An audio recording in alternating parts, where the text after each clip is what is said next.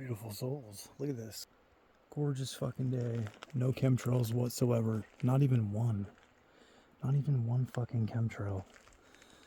I wanted to make one of my nature videos. They're my favorite to make.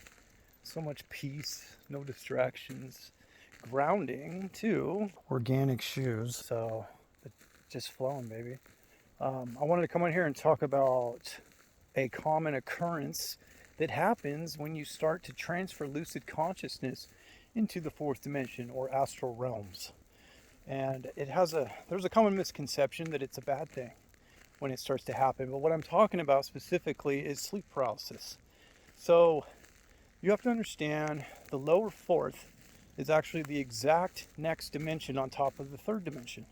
And this lower fourth is populated by all kinds of wildlife and sentient beings, whether it's humans that are cycling through the karma loka with trying to cycle and release their karma that they kept in their astral body in their third dimensional incarnation, or it's entities that we give consciousness by feeding astral energy, emotional energy that we are putting out into the web, the astral web in the third dimension. So there's all kinds of entities, subconscious, conscious, and everything in between. Animal consciousness, humans, alien, all kinds of weird shit. Archetypal. There's a animal group souls too. So there's all kinds of entities being created by consciousness and held together by astral energy. Anyway, so one of the first things that starts to happen when you start transferring lucid consciousness into the astral from the third is you'll maintain your mental, you'll maintain your faculties while your physical body goes to sleep mentally. So you will find yourself in a state of paralysis often. And it's not necessarily a bad thing, but what happens is we transfer into the fourth, and sometimes it's the lower fourth. And if you're especially putting out fear, because you're like, oh fuck, I can't move, oh my god, what's happening? You'll put out fear, which will then drop your astral body into a lower fourth vibration, which will then, it's like chumming the waters for demonics, fallen angelics, and other lower fourth dimensional astral parasites.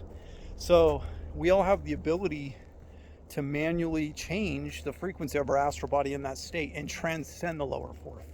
And the way you do that is to immediately, when you find yourself in a state of sleep paralysis, take your mind, the attention, grab a higher vibrating frequency like love or gratitude, immediately carve a line with your attention, put it into your heart, and start feeling into that higher vibrating frequency of love or gratitude. This will automatically change the frequency of your astral body and release inflammation so that you can leave the physical body completely. Then you sit up and you immediately start tracking attention and carving a pathway upward, straight upward, while still emotionally honing that love or gratitude frequency.